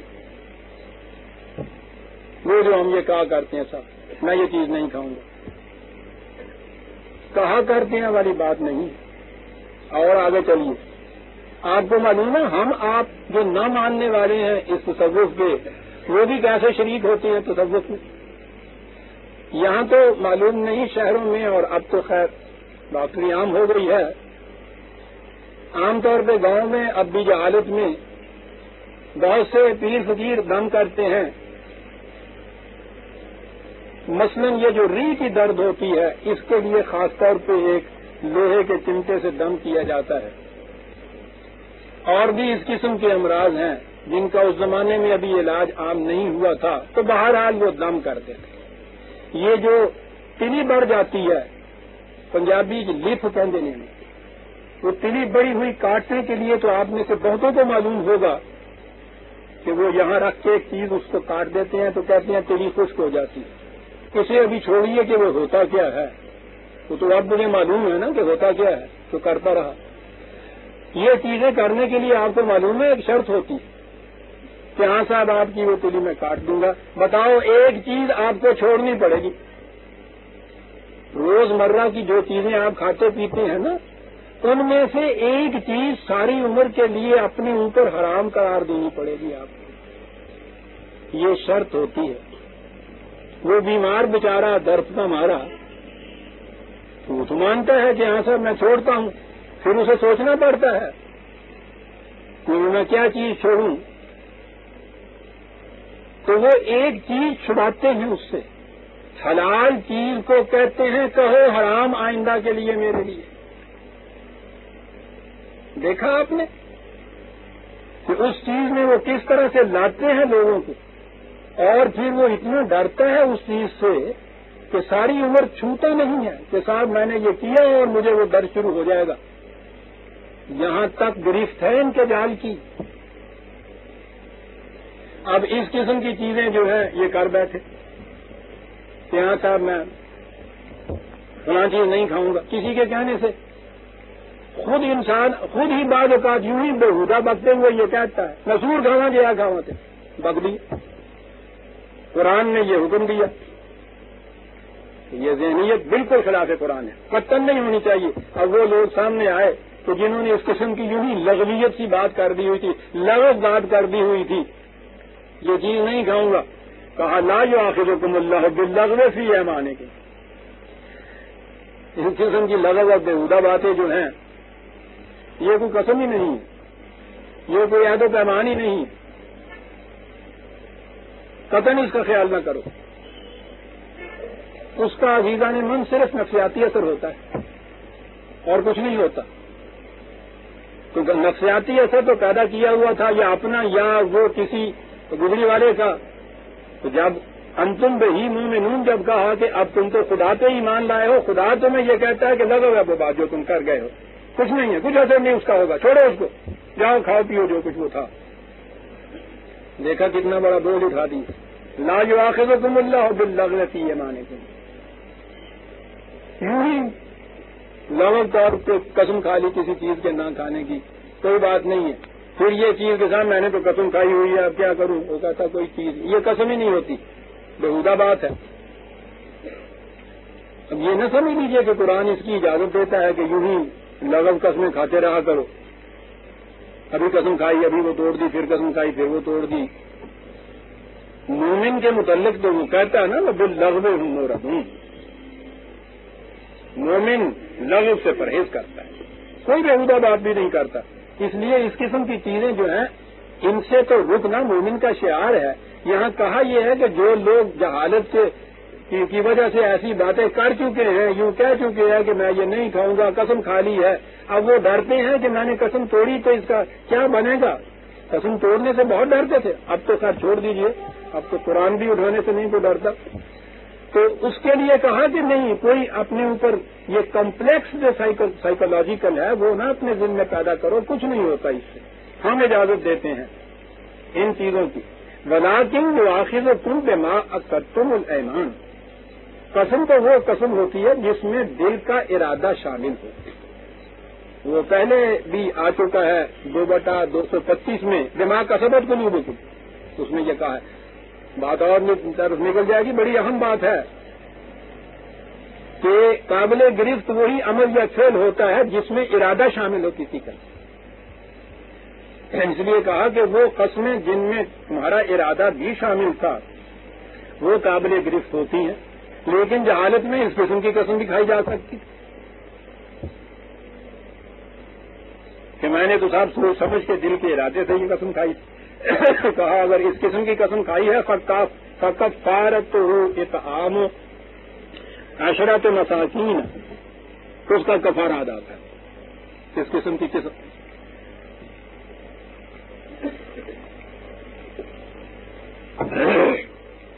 کفارہ اس کا ادا کر دو.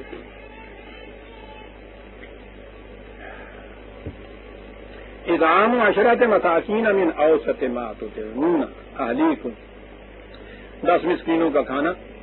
یہ اس دور کی باتیں ہیں کہ جب مسکین ابھی ہوتے تھے، ابتدا تھی اس نظام کی. قرآن کے نظام میں تو کوئی بھی محتاج مسکین اور بھوکا ننگا رہ ہی نہیں سکتا. تو یہ کر دو، اور قسمتہم، کپڑے بنا دو ان کو، اور تحریر و رقبۃ، ابھی غلام موجود ہے تمہارے معاشرے میں تو غلام آزاد کر دو. یعنی یہ چیز جو تھی وہ جو سائیکولوجیکل کمپلیکس یا انہیبیشن پیدا ہوتی تھی نا، یہ اس کے لیے کفارہ ہے. اس کو ڈھانپ دینا کہتے ہیں، جسے کفر کے معنی یہ ہوتا ہے. یہ کرو تم. فمن لم یجد فصیام 3 ایام، ذالک کفارۃ من ایمانکم اذا حلفتم، یہ کفارہ ہو جائے گا تمہاری اس قسم کی قسم کا جو تم نے یوں ہی بےہودہ سی بات، اگر کہ سمجھ سوچ کے تم کہتے ہو ہم نے کی ہے صاحب، میں نے تو دل کے ارادے سے یہ کچھ کہا تھا، لیکن بات تو لغو تھی، بےہودہ تھی، یوں ہی یہ چیز تھی، فلاں چیز میں نہیں کھاؤں گا. سوال یہ ہے کہ جسے خدا نے حلال قرار دیا ہے تو تم اس کے اوپر ابدی طور پہ حرام نہیں قرار دے سکتے. چھوڑو، یہ قسم تمہاری جو ہے دل کے ارادے سے بھی کھائی تھی تو یہ کفارہ اس کا دے دو. اب رہی وہ قسمیں یا عہد و پیمان، قسم تو سوال ہی نہیں ہے، عہد و پیمان کہ جو فی الواقعہ جائز چیزوں کے لیے معاہدے کے طور پہ کیا جائے. اب یہاں تک تو یہ چیز تھی نا کہ وہ قسم کھائی ہے، یہ کفارہ دے دیجیے، معاملہ ختم ہو گیا. لیکن جو عہد و پیمان دوسروں سے کہا ہے، واحفظوا ایمانکم، ان کی حفاظت بڑی ضروری ہے. کیا بات ہے اس قرآن کی عزیزان من، ایک آیت میں کتنی کیٹیگریز کو کور کرتا چلا جاتا ہے. یوں ہی بے لگت بات کر دی اس نے کہا کوئی بات نہیں ہے، ایسا نہ آئندہ کرنا. کہا جی میں نے تو سمجھ سوچ کے یہ کیا تھا، کہا کفارہ ادا کرنا. اب اس سے راستہ کھل گیا. کسی کے ساتھ عہد و پیمان کیا، قسم بھی اٹھائی، اس کے بعد اسے تھوڑا کفارہ ادا کر دی. اور یہ چیز یوں ہی نظری یا تھیوریٹیکل نہیں میں بیان کر رہا، یادداشت پہ زور ڈالیے، پچھلے انتخابات کا سامنے لائیے. آپ کو معلوم ہے بعض لوگوں نے آپ کے ہاں کے یہ جو اجارہ دار ہیں اسلام کے، ان سے پوچھا کہ جی ہم سے دوسرے فریق نے ووٹ لینے کے لیے قسمیں ہم نے اٹھائیں، قرآن اٹھایا اور ہم نے ان سے عہد کیا کہ ہم تمہیں ووٹ دیں گے. آپ کو یاد ہوگا انہوں نے اپنے ہاں یہ اخبار میں شائع کیا کہ فتویٰ یہ ہے قرآن کا کہ قسم کے لیے 10 مسکینوں کو کھانا کھلا دیا جائے تو قسم ہی نہیں رہتی، اس لیے تم 10 مسکینوں کو کھانا کھلاؤ، تمہارے پاس نہیں ہے، ساری ڈیل بکیاں یا روز چڑھ رہی ہیں پہ. یہ فتویٰ آپ کے یہاں جاری ہوا تھا اخبار کے اندر. پھر آپ پوچھتے ہیں ہم ذلیل کیوں ہیں؟ سمجھیے قرآن کہتا ہے یہ لوگ مذاق کرتے ہیں خدا سے اور خدا کے احکامات سے. یہ مذاق نہیں تو اور کیا ہے؟ ان کے ووٹ حاصل کرنے کے لیے یہ کہا تھا شریعت حقہ کا یہ فتویٰ ہے، اسی شریعت حقہ کا جس کا ایک فتویٰ پہلے شائع ہوا تھا کہ زندگی کی اہم مصلحتوں کے لیے جھوٹ بولنا جائز ہی نہیں واجب ہو جاتا ہے. فتویٰ یہ شائع ہوا تھا کہ اس قسم کے جو تمید و پیمان کارا ہے ان سے کوئی بات ہی نہیں، کفارہ دے دو. کسی نے ان سے اس قسم کا پیمان کیا ہوتا اور وہاں کفارہ دیتا، پھر دیکھتے کیا فتویٰ آتا وہاں سے. تو قرآن نے ساری کیٹیگری کور کر لی. غافل ہوا مانا کون؟ جائز ہے تو پیمان جن چیزوں میں تم نے کیا ہوا ہے وہ یہ نہیں ہے کہ دیا تم نے لغو سمجھا تو یوں ہی توڑ دیا، زیادہ سے زیادہ 10 مسکینوں کا کھانا کھلا دیا، چل سا بریو ذمہ ان کی حفاظت کرو. کذالک یبین اللہ لکم آیاتہ لعلکم تشکرون. اس طرح سے خدا اپنے احکام کو واضح کرتا ہے تمہارے لیے تاکہ تمہاری محنتیں بھرپور نتائج پیدا کریں. پہلی چیز تو یہ ہوئی ادھر کی تصوف گلا کاٹ کے رکھ دیا اور اس کی بنیادوں پہ اٹھی ہوئی ساری عمارتیں جو خدا کے یہاں سے براہ راست تعلق پیدا کرنے کی اور وہاں سے علم حاصل کرنے کی عمارتیں تھیں بنیاد سے پھیڑ کے رکھ دی. ختم نبوت کے بعد کوئی تصور اس قسم کا نہیں ہے. تصور بھی ختم کر دیا اس نے. اب یہ دوسری طرف والے لوگ آ گئے دنیا داروں میں سے بھی. ادھر تو یہ تھا کہ جو حلال قرار دی ہیں ان کو حرام قرار نہ دی. اب یہ جو ناجائز قرار دی ہیں ان کو بھی جائز قرار نہ کہیں گے. تو یا ایھا الذین آمنوا انما الخمر والمیسر والانصاب والازلام رجس من عمل الشیطان فاجتنبوہ لعلکم تفلحون. آؤ حرام چیزیں تو وہ قرار دے دی تھی اس نے چار. کہا یہ چیزیں اس قسم کی ہیں خرابیاں پیدا کرتی ہیں، تباہیاں پیدا کرتی ہیں، ان سے اجتناب کرو، ان سے بچو. کیا چیزیں؟ پہلے بھی یہ آ چکی، خمر، میسر، انصاب، ازلام، اس زمانے کی یہ مروجہ اصطلاحات. خمر بنیادی معنی کے اعتبار سے ہر وہ شے جو انسانی عقل کو ڈھانپ دے. یہ خمار ان کے ہاں یہ سر پہ جو دوپٹہ لیا جاتا ہے یا جو چادر لی جاتی ہے یا اوڑھنی لی جاتی ہے جو سر کو ڈھانپنے کے کام آتا ہے اسے ان کے یہاں خمار کہتے تھے، ڈھانپنے والا. دوپٹے کا منصب یہ آج کل کا دوپٹہ تو سر کو ڈھانپنے کے لیے نہیں ہوتا. نہیں، دوپٹہ تو ہے ابھی سر کو نہیں ڈھانپتا وہ، ورنہ بنیادی معنی کے اعتبار سے وہ خمار ان کو کہتے تھے جو سر کو ڈھانپنے والا ہوتا ہے. تو خمر کے بنیادی معنی تو یہ ہیں ہر وہ شے جو عقل کو معروف کر دے. نشہ کسی قسم کا ہو. قرآن متعین نہیں کرتا ہے ان چیزوں کو، اصول دے دیتا ہے. اسلامی حکومت خود متعین کرے گی اس چیز کو. آج جو چیز ہے کے ساتھ شراب حرام ہے، شراب کی ڈیفینیشن کہیں دینی چاہیے نا. عربی روٹ کے اعتبار سے تو ہر پینے والی چیز کو شراب کہیں گے، شربت وہیں سے تو ہے. مشروبات جسے آپ کہتے ہیں وہی تو ہے. تو اس کو متعین کرنا ہوگا. جب یہ چیز لا بنے گی، قانون بنے گی، تو اسے متعین کیا جائے گا کہ یہ شے جو ہے اسے شراب کہا جاتا ہے. تو آپ کے یہاں یہ باتیں چلی ہوئی ہیں نا، تو صاحب وہ بیئر جو ہے وہ شراب میں نہیں آتی، کیونکہ دین نہیں ہے، اسلامی مملکت نہیں ہے. اس لیے ہر شخص اپنی اپنی ڈیفینیشن دیے ہوئے. پہلے بھی آپ کے ساتھ یہ ہوتا رہا، اس زمانے میں اپنی اپنی ڈیفینیشن نہیں تھی. ڈیفینیشن دینے والے رکھے ہوتے تھے انہوں نے، پینے والوں نے، کہ جی شراب حرام ہے، نبیذ حرام نہیں ہے. بوتل پہ لیبل دوسرا چپکا دی ہے. میں نے عرض کیا ہے کہ یہ چیزیں انفرادی ہیں نہیں، میرے آپ کے طے کرنے کی بھی نہیں ہے، کسی قاضی مفتی کے طے کرنے کی بھی نہیں ہے. قانون کی شے ہے. قانون نافذ کرنے والی جو انسٹیٹیوشن آپ کے یہاں ہے، حکومت، اس کی یہ ہے. اپنی حکومت کے بغیر تو اسلام ہی نہیں ہو سکتا.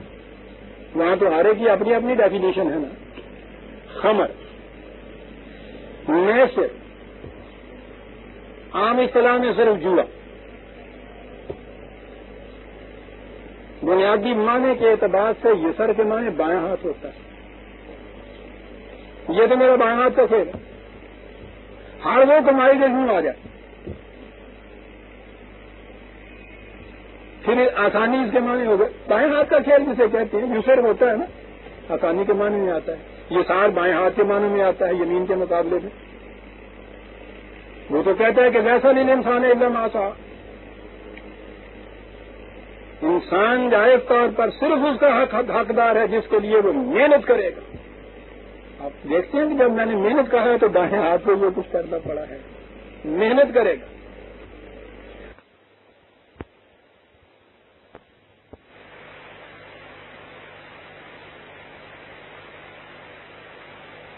اور یہ جتنی کمائی آپ کی ایسی آتی ہے جس میں خود محنت نہیں کرتا وہ یسر ہے، وہ میسر ہے. لیکن اس اصطلاح کے معنی بھی اسلامی حکومت متعین کرے گی، میں نہیں کروں گا. میں نے تو بنیاد صرف لغت کے اعتبار سے یہ کہا ہے نا. اور یہ چیز قرآن کی دوسرے مقامات سے اس کی تائید ہوتی ہے کہ ایسی کمائی کو دوسرے کی محنت ہو اور کوئی دوسرا اس کو لے جائے، قرآن کی روح سے قطعاً حلال نہیں. بہرحال میں نے عرض کیا ہے کہ اس کے لیے قوانین آپ کی اسلامی حکومت بنائے گی. میں سے عام معنی اس کو جوا ہوتے ہیں، یہ پاک سے پھینکتے ہیں، یہ جو کچھ وہ کرتے ہیں. عام ڈیفینیشن کا ہی فرق ہے نا آپ کے ہاں. جیسے وہاں آپ کے ہاں وائن اور بیئر کا فرق ہے، اسی طرح سے آپ کے یہاں جوئے اور برج کا فرق ہے. وہ جو جوا کھیلنے والے ہیں نا، جتی منہ کی ماں کے کوڑیاں سٹنے والے، انہوں نے روز جتیاں پہنی. اعلیٰ درجے کے ہوٹلوں میں میز پہ صوفوں پہ بیٹھے ہوئے پتوں سے کہتے ہیں کہ وہی ہوتا ہے. وہاں یہ نہیں کچھ ہوتا. اسلامی حکومت کو بتانا پڑے گا. میں سے انصاب و ازلام، فال ڈالنا، کرہ، پہلی چیز کرہ ڈالنا. کرہ بازی سے کوئی چیز تقسیم کرنا. ازلام، فالیں لینا، استخارے کرنا. کبھی آپ نے غور کیا کہ یہ چار چیزیں جو قرآن میں کہیں ہیں، ان میں قدر مشترک کیا ہے جس کی وجہ سے ان کو ناجائز قرار دیا جا رہا ہے؟ کیٹیگریز تو بڑی الگ الگ ہیں. خمر کچھ پینے کی چیز ہے، میسرہ کمائی کا طریقہ ہے، انصاب و ازلام تقسیم کا یا چیزوں کے فیصلے کرنے کا طریقہ ہے. چاروں کو اکٹھا قرار دیا. یہ چاروں کو ایک جگہ کیا لایا ہے قرآن؟ کیا چیز ہے اس میں؟ بڑی غور طلب چیز ہے، خود ہی بتا دی اس میں. رجسن، ہمارے والوں نے دیا جل، ترجمہ کیا ناپاک. سیدھی بات، ناپاک ہے. بات کیا کہی ہے قرآن نے؟ قرآن سے پوچھو، لوگوں سے پوچھو. ان چاروں چیزوں میں قدر مشترک یہ ہے. قرآن زور دیتا ہے وحی کی رہنمائی اور انسانی عقل و فکر سے کام لو. اس کے بعد بڑا زور دیتا ہے عقل و فکر سے کام لینے کے لیے. ان چار چیزوں کے اندر عزیزان من عقل و فکر کو معاف کیا جاتا ہے. خمر کوئی چیز جو نشہ آور ہے عقل کو معاف کرتی ہے. پانسے پھینک کے جو جوا آپ کھیلتے ہیں عقل کی زور کے اوپر، وہاں نہیں آپ کچھ کر رہے ہوتے. By chance, game of chance کہتے ہیں آپ اس کو. ترجمہ اس کا ہے game of chance. Just chance. Chance کے معنی ہوتا ہے جہاں آپ کے فکر کو، تدبر کو، تدبیر کو، اس کو کوئی دخل نہ ہو. یہی ہو گیا تھا ہمارے ایسا نہ ہوتا ہمارا پاؤ، یعنی اس کی کاریگری نہیں ہے. پہلے گیم آف چانس، عقل کو دخل نہیں. یہ کرہ عقل کی روح سے تو آپ فیصلہ نہیں کرتے کہ کس کو یہ دینا چاہیے کس کو نہیں دینا چاہیے. بائی چانس فال میں کون سی عقل ہوتی ہے سر؟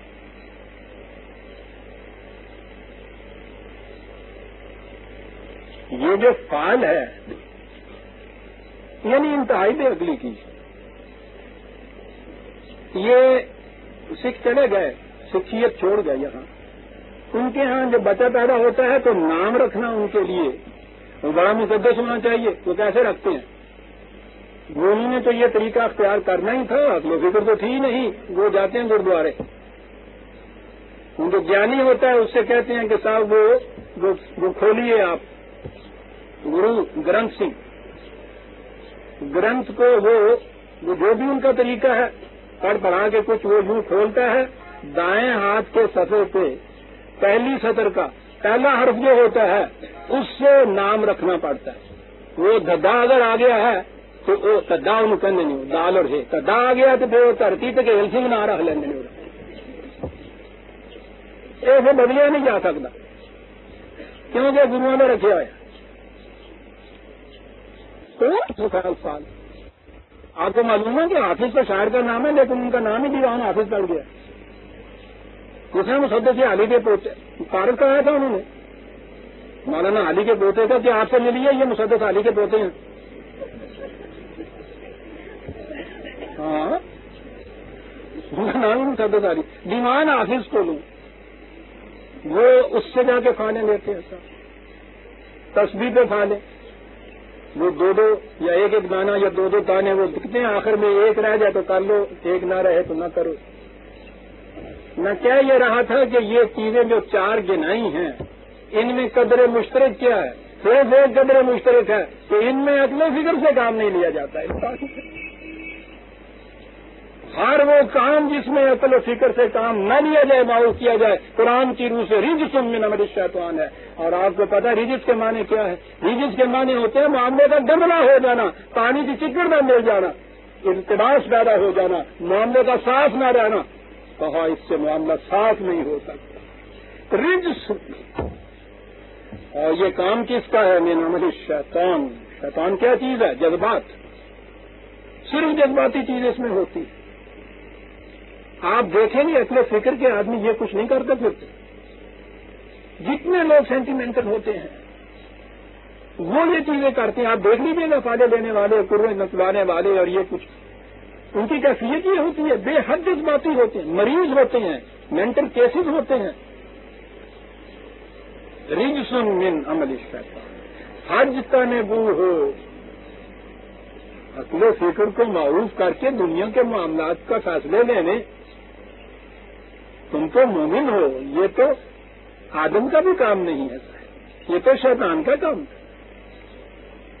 اجتناب کرو اس سے، وہ آرام ہے، ان کے متعلق اجتناب کرو. کاہے کے لیے؟ لعلکم تفلحون، تاکہ تم اپنے مقاصد میں کامیاب ہو جاؤ. مقاصد میں کامیابی خدا کی رہنمائی میں عقل انسانی سے کام لینے سے حاصل ہوتی ہے. عزیزان ایمان، نہ کسی کے یہاں سے فال لینے سے ہوتی ہے، نہ استخارے نکالنے سے ہوتی ہے، نہ میسرہ سے ہوتی ہے، نہ خمر سے ہوتی ہے، نہ یہ ہوتی ہے.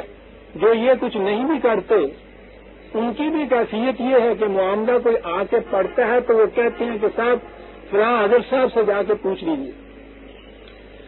حضرت صاحب وہ ہوتے ہیں تو صرف عقیدت مندوں میں کے گروہ نے ان کو بچایا ہوا ہوتا ہے، ورنہ ان کا مقام مینٹل ہاسپٹل ہوتا ہے، جسے آپ مجذوب کہتے ہیں.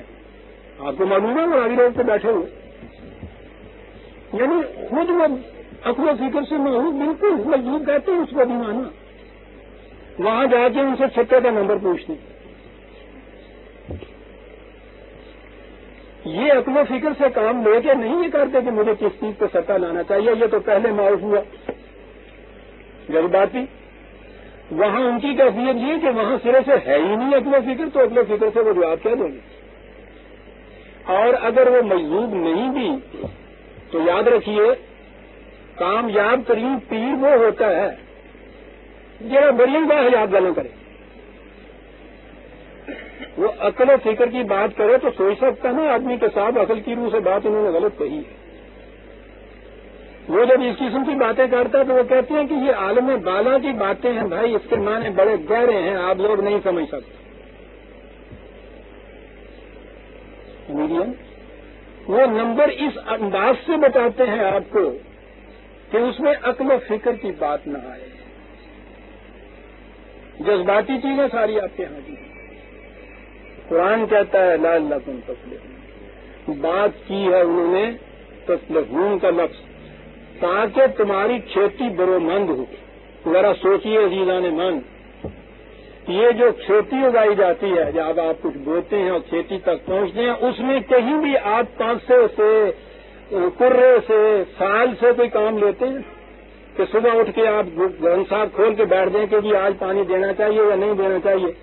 تو گرنتھ صاحب روزگار نہیں دینا چاہیے، چوتھے دن کھیتی سوکھ جائے گی۔ آپ جانتے ہیں یہ ذمہ دار کسی کے پاس نہیں جاتا ان معاملوں کے لیے، کہیں سالے نہیں لیتا، کہیں کرے نہیں بلواتا،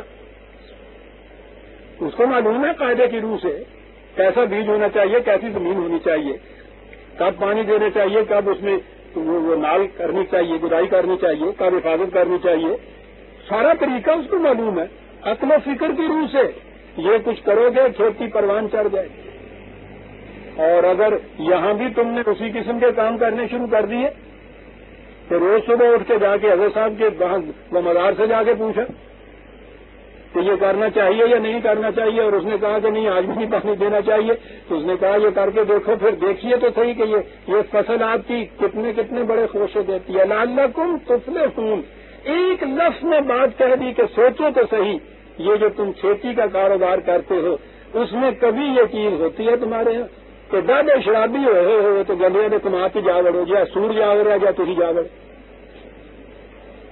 وہ تو بات کر کے رکھ دے گا۔ کبھی وہاں یہ چیزیں ہیں کہ جو کچھ وہاں کرنے ہیں تم نے کھیتی میں، وہاں فالیں لو اور کرے ڈالو اور اس کے مطابق جو کچھ وہاں کہے وہ کچھ تم کرو، نہیں تم یہ کچھ وہاں کرنے لگو تو کھیتی نہیں اگ سکتی۔ عزیزان من، قرآن اس طرح سمجھ میں آتا، ایک لفظ آخر میں وہ کہہ گیا، خمر اور نیسرا اور امساد اور ازلام کاٹ کے رکھ دیا۔ کیا کھیتیاں نیسرا سے اگ سکتی ہیں؟ تو محنت آپ نہ اس کے اوپر کریں اور آپ کی کھیتی اگائے، کھیتیاں کرے اور پھالوں سے اگ سکتی ہیں۔ لعلکم تفلحون، یہ تو جذبات کی چیز ہے انسان کا، تو یہ کچھ کرنے والے جو ہیں ان کی بھی کسی وقت عقل یا خالص جذبہ اوپر آ جائے وہ نہیں اس کو مانتا۔ عزیزان من، جس قوم میں تصوف نہیں ہوتا وہ ان کے قابو نہیں آتا، جہالت ان کے ہاں ہوتی ہے۔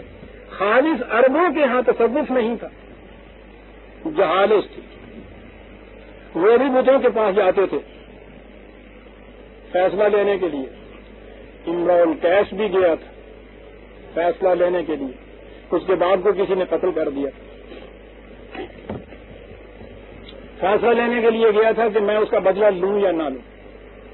یہ جو ہے نا ازلام، یہ تیروں کا مٹھا ہوتا تھا، اس میں سے ایک تیر چلایا جاتا تھا، اس تیر کے اوپر نہ اور ہاں لکھا ہوتا تھا۔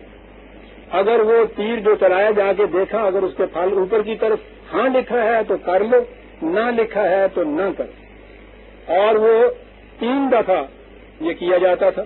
یہ بھی میں آپ کو بتاؤں گا، یہ 3، 5، 7، 9 جو آپ کے ہاں ہیں یہ کہاں سے آئے؟ خاص طور پہ وہ جنازے کے وقت تو آپ دیکھا کرتے ہیں، مردے کو اجازت ہی نہیں ہوتی کہ اندر جائے قبر کے، تب تک وہ 5 نہ ہو جائے۔ خیر، تو 3 دفعہ پھینکا کرتے تھے تیر سے، یہ دیکھا کرتے تھے جا کے۔ امراء القیس میں وہ تیر، وہ وہاں ہوتا تھا، وہ تیر پھینکنے والا تھا، تیر پھینکا، اس پہ لکھا ہوا تھا نا، پھر پھینکی، یہ شہزادہ تھا، بہت بڑا شاعر تھا، پھر پھینکا اور اس پہ لکھا ہوا تھا نا، اس کے بعد پھر پھینکا تو لکھا ہوا تھا نا۔ تیروں ترکش کا مٹھا نکالا اور اس بت کے منہ پہ زور سے دے کے کہنے لگا، منہ کے کٹھے تیرا باپ مر جاتا پھر میں دیکھتا کیسے نہ کرتا۔ عزیزان من، یہ بات ہنسنے کی نہیں، بہت بڑی چیز ہے، کریکٹر ہے ان کے یہاں۔ جہالت ہی صرف، عقل معروف نہیں ہوئی تھی بالکل۔ جب اس نے دیکھا کہ فیصلہ یہ ہے میرا اور ہونا یہ چاہیے تو مجھے بدلہ لینا ہے، اس کے خلاف اگر اس کے بت کا فیصلہ اور غلام سے بھی فیصلہ ہے تو اس کے منہ پہ مارتا ہے صاحب۔ پیر پرست کبھی یہ نہیں کرتا، اس کی جرتیں ساری معاف ہو چکی ہوئی۔ وہ تو گھر میں اپنے کمرے میں بیٹھا ہوا بھی اگر حضرت صاحب کے کسی فیصلے کے خلاف دل کی گہرائیوں میں بھی یہ چیز آتی ہے تو کہاں اٹھتا ہے، روتا ہوا جاتا ہے وہاں، بخش دیجیے حضور، مجھ سے گستاخی ہو گئی، تصوف یہ کراتا ہے. وہ قوم اس لیے چند سالوں کے عرصے میں اس لیے وہ چھا گئی تھی ایران اور روم اور ان تمام علاقوں کے اوپر کہ ان میں تصوف بھرا ہوا تھا.